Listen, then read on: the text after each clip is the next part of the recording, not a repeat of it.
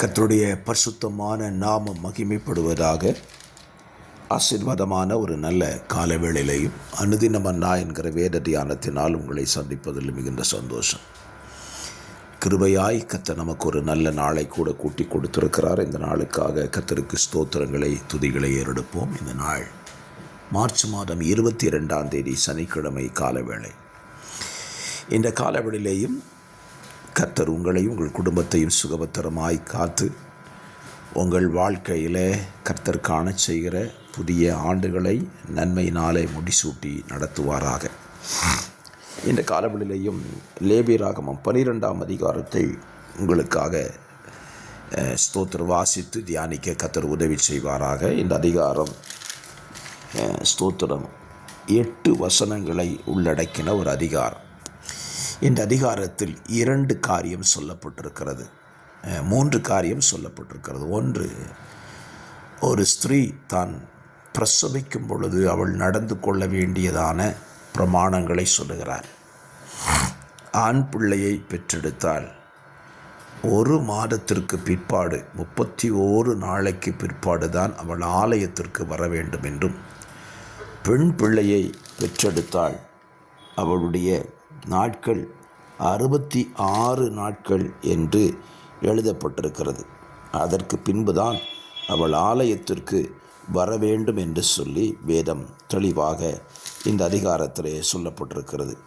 ஆண் பிள்ளைக்கு 33, பெண் பிள்ளைக்கு 66 நாட்கள் சொல்லப்பட்டிருக்கிறது. மூன்றாவதாக ஒரு ஆண் பிள்ளையை பெற்றால் அவன் 8ஆவது நாளிலே ஸ்தோத்திரம் விருத்த சேதனம் பண்ணப்பட வேண்டும் என்கிற பிரமாணத்தையும் கர்த்தர் இந்த அதிகாரத்திலே சொல்லி வைத்திருக்கிறார். குழந்தையை பெற்றுக்கொண்டவர்கள் தேவாலயத்துக்கு வரும்பொழுது பலிகளோடு வந்து சுத்திகரிப்பிற்கான பலிகளை செலுத்த வேண்டும் என்றும் சொல்லி வைத்திருக்கிறார். இந்த அதிகாரத்தில் நாம் ஒரு காரியத்தை புரிந்து கொள்ளலாம். தேவன் தம்மிடத்திற்கு வருகிறவர்களை அசுத்தம் உள்ளவர்களாகவே ஆண்டவர் வைத்திருக்க விரும்பவில்லை. வருகிறவர்கள் அசுத்தம் உள்ளவர்களாக இருக்கலாம், ஆனால் தன்னிடத்திற்கு வரும் பொழுது தன்னை சுத்திகரித்து கொள்ள வேண்டும் என்பதை தேவன் எதிர்பார்க்கிறார். இன்றைக்கும் நம்முடைய வாழ்க்கையில் பல தவறுகள், பல பாவங்கள் நம்மை சுற்றி ஒட்டி கொள்ளத்தான் செய்கிறது. இந்த பாவத்தோடு கூட நாம் தேவ சமூகத்திலே வந்து அமர்ந்து விடக்கூடாது. பாருங்கள், ஒரு எஜமானன் தன் மகனுக்கு திருமணம் செய்து வைக்கும்படியாக திருமணத்துக்கு ஆயத்தம் செய்து பந்தியை ஆயத்தப்படுத்திவிட்டான். அழைக்கப்பட்டவர்கள் வர மறுத்தார்கள். தெருவோரத்தில் உள்ளவர்களை அழைத்து பந்தியிலே அமர வைக்கிறான். ஸ்தோத்திர அழைப்பு கொடுக்கப்பட்டது, வாசல் திறக்கப்பட்டது, உள்ளேயும் எல்லாரையும் அனுமதிக்க வைத்தார். ஆனால் பிரச்சனை என்ன? உள்ள வந்தவர்களில் ஒருவன் கல்யாண வஸ்திரம் தரிக்காமல் உள்ளே வந்து விட்டார். இன்றைக்கும் தேவன் நம்மை அவரிடத்தில் அழைக்கிறார். நம்ம எல்லாரும் அவரிடத்திற்கு போகலாம், நெருங்கி போகலாம், எல்லாம் செய்யலாம். ஆனால் அவரிடத்தில் நெருங்கும்போது நம்மை சுத்திகரித்து கொண்டு தான் அவரிடத்தில் நெருங்க வேண்டும்.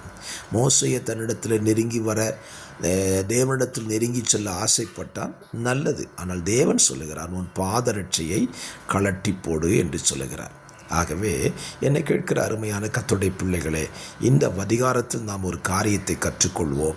தேவனிடத்தில் நெருங்கி சேர விரும்புகிற நாம் எல்லாரும் நம்மை சுத்தப்படுத்தி கொண்டு தேவனிடத்திற்கு செல்ல வேண்டும். ஆண்டவர் இந்த சுத்தத்தையும் பரிசுத்தத்தை குறித்து நிறைய இடத்துல எழுதியிருக்கிறார். இந்த கல்யாண வஸ்திரம் தரிக்காமல் வந்ததுனால அவனை புறம்பான இருளில் தூக்கி போட்டுட்டாங்க.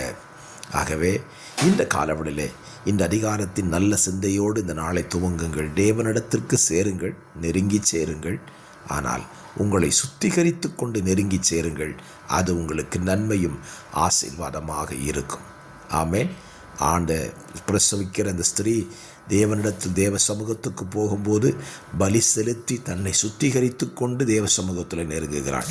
அப்படி போலவே தேவனிடத்தில் நெருங்குவதற்கு சுத்திகரித்து கொண்டு நெருங்குங்கள். கர்த்தர் உங்களை ஆசீர்வதிப்பார். பரிசுத்த பிதாவே, இந்த காலவெளியில் நல்ல சிந்தைக்காக ஸ்தோத்திரம். நாங்கள் எங்களை பரிசுத்தம் பண்ணி கொண்டு இடத்தில் நெருங்கி வர எங்களுக்கு கிருபை செய்யும். வார்த்தைகளை கேட்கிற பிள்ளைகளை அப்படியே ஆசீர்வதியும்.